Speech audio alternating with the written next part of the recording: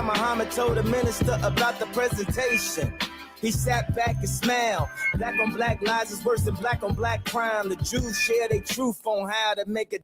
Listen to the kids, bro, if the phone ringing, go and get your kids, so. Brother Don Muhammad told the minister about the presentation.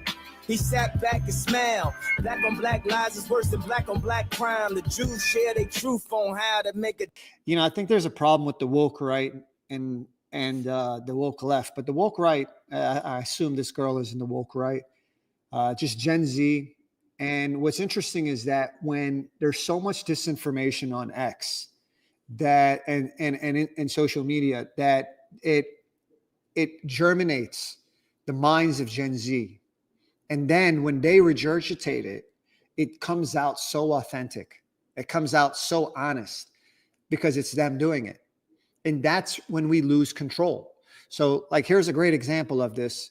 This is a girl who also says that Russia and China are not our enemy. Let's play.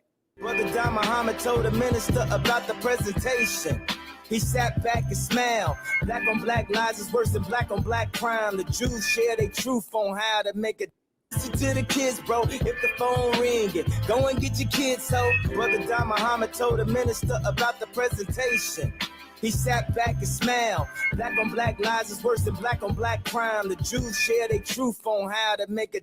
Listen to the kids. Yeah, so what do you think about that? The caption says, the Bible does not command you to support the modern state of Israel that has bombed 37 hospitals of starving children in Gaza and whose people are banned from 109 countries, actually. Thoughts? Yeah, I think, well, one of the things that I noticed that these people like to do, they like to bring those like loaded arguments because, you know, it's so much easier to bring 20 claims at a time, but it's so much harder to actually debunk one at a time. So we'll start real quick with a hospital claim. I don't think anyone is stupid enough to not know by now that Hamas doesn't have any military bases in Gaza, right? I don't know, maybe correct me if I'm wrong, chat. Do you think they have any military bases in Gaza? They don't, right? Now, majority of the people will agree with us that Gaza is a very densely populated area. Some people claim it's one of the most densely populated areas in the world. It's not even in the top 50, but it is a very densely populated area nonetheless. So when you combine the fact that they're densely populated and don't have any military bases, it's only leave us with one option, that Hamas is fighting from within civilian infrastructure. Now, some of those infrastructure, I know, they're hospitals, they're schools. The reason they do that is because when they're attacking Israel from a hospital, shooting rockets from a hospital, and then Israel has to attack that hospital, has to attack those civilian areas, they can then demonize Israel. Now, let alone that there is no actual hospitals that were bombed in Gaza. There's so many, like the Al-Ali hospital, when they were saying it was bombed to shreds, nothing left from that hospital, and then like 500 people were dead. They counted them so quickly. And then a day later, it was shown that it was actually hit the parking lot and it was actually a PAJ rocket. So all of those like propaganda and claims that they're spreading are one thing. But obviously, per the Geneva Convention, the IDF can hit hospitals, can hit those civilian areas if they're being used for military operation. Because what's the alternative? Are we saying now that terrorists can fight from within a hospital because then they're going to get an immunity? So why wouldn't every terrorist group in the world fight from a hospital, fight from a school? Why wouldn't they do that? That's first. Second of all, obviously we know that they have tunnels throughout the entirety of Gaza, right? They have tunnel systems where some of them are large enough to drive in with a vehicle. So they are operating within civilian on purpose. So that's the first kind of claim. It's very hard for a country like Israel with an actual military with morals to fight a group that is utilizing guerrilla warfare tactics to increase the death of the civilian population by not wearing military clothes and fighting from within the civilians. The second thing that she said, which I kind of find funny because it's the hypocrisy of the things, is that 109 countries were kicked out the Jews, 109 countries, let alone that there's not actually 109 countries. Some of those territories, they're actually within Israel. Funny enough, no one actually wanted to go through the list of the countries and read them. They're not actual countries. A lot of them are territories. A lot of them are empires. For example, the Roman Empire, like there's neighborhoods within the Roman Empire which will be listed there more than 10 times. So those are not 109 countries, but leave the fact that this is bullshit aside for a second. So are we saying now that ethnic cleansing is okay? So ethnic cleansing is okay now? So that's the problem, because we're victim blaming, right? That's what the woke tell us not to do. They tell us not to victim blame, right? They tell us that if right now a girl is getting raped, we shouldn't ask her what she was wearing. Obviously, we shouldn't, right? That's the moral thing to do. But what they're doing is they're saying, okay, well, Jews, you were kicked out by the Romans 2,000 years ago from your land, which you were indigenous to, and then you were prosecuted minority anywhere you went to. You were the scapegoat anywhere you went to. You were kicked from any country you were into, and it's your fault.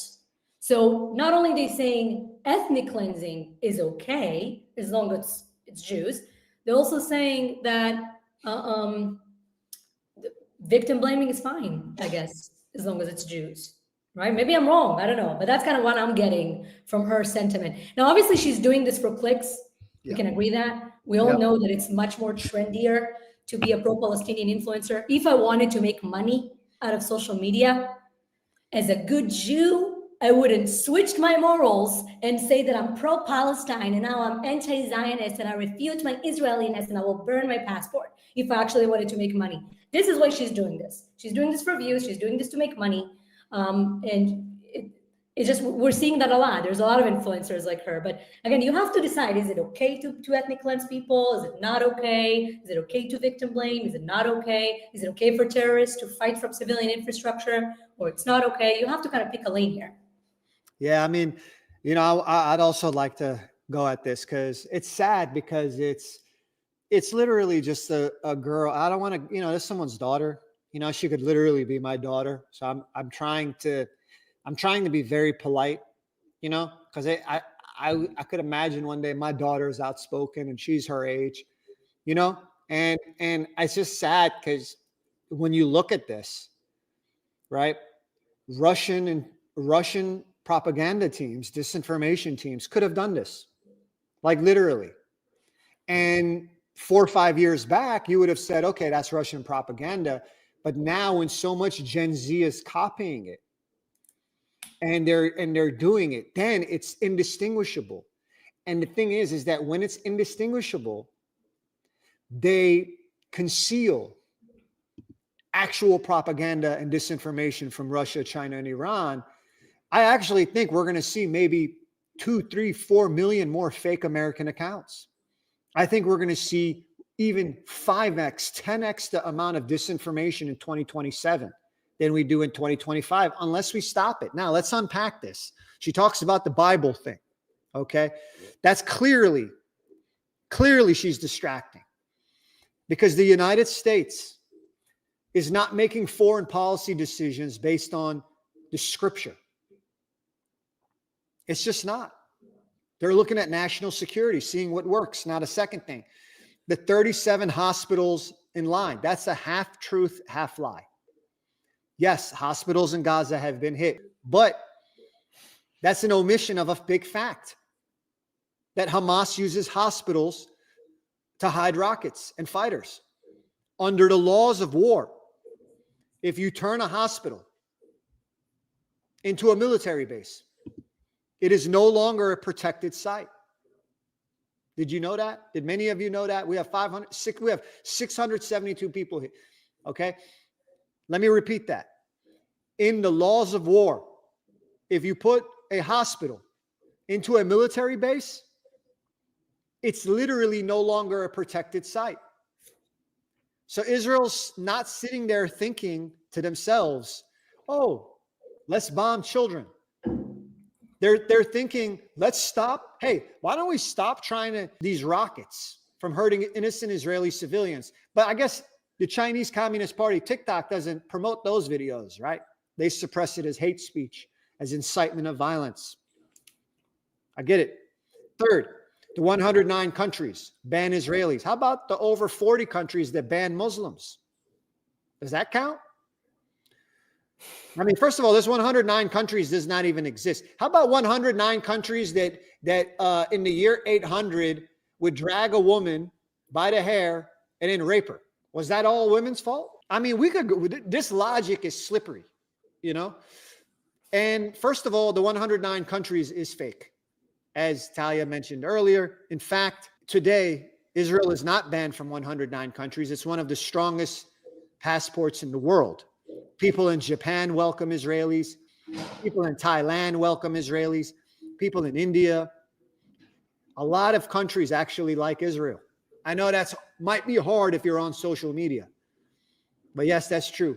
Israel can travel to most countries actually visa-free. That's a fact. That's a fact. And that number comes from a Jew-hating myth and probably Russian propaganda. But anyway, that's just how, you know, historically, yeah, were Jews expelled from countries? Yeah, it's possible. Yeah, it's true. But that's, you know, it's to take away the fact that also a bunch of countries expelled other minorities it's just literal disinformation, and it's not an accurate description of what and how society has gone.